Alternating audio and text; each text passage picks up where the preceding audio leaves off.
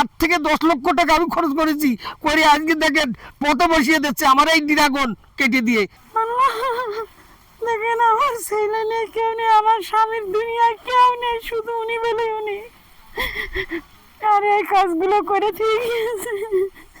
এই যে এই কেটে দিয়েছে সব গোড়াতে।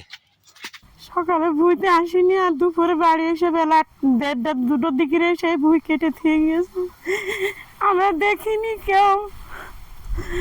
এটা বিকেল আসরের পরে আপনারা এসে দেখে ভুইটা আমার এই ক্ষতি করে থেকে গিয়েছে ওই পাশ থেকে এসে।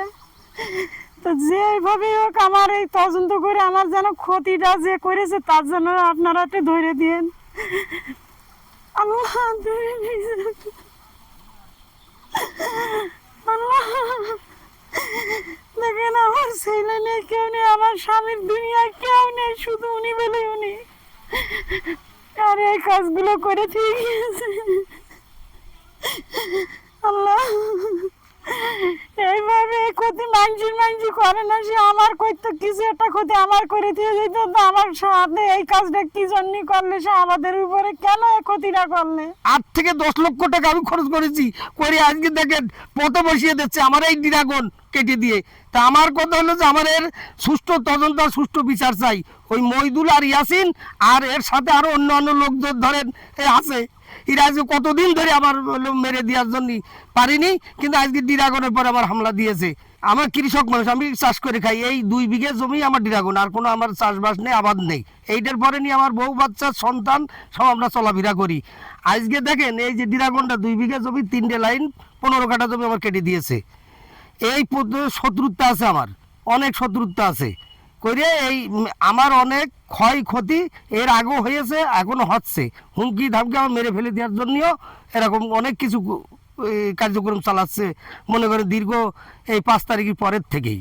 তা আমার আপনাদের কাছে একটা আকুল আবেদন, আমি সুস্থ বিচার চাই। আমি এই বিচার যেখানে পাবো সেই জায়গায় আমি জাতি রাজি, বা আমি যাবো। না হলেই আমাদের মতো কৃষক কোনোদিন ভাতও পাবে না।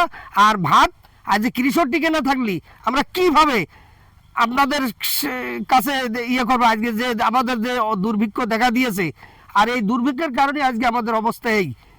তাহলে আমার এই হলো আমার কথা, আমি এটার বিচার চাই সুষ্ঠু তদন্ত করে।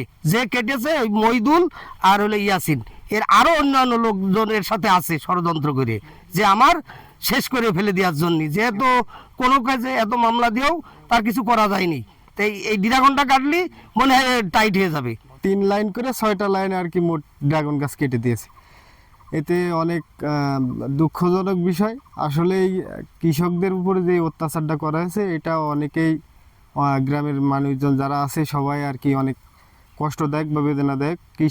কৃষকের উপরে যে নির্যাতন, এই নির্যাতনটা আসলে মেনে নেওয়ার মতন না। এই ভাই কেটেছে, কালকে আমাদের কাটবে, এইভাবে মানে এটা মেনে নেওয়া যায় না।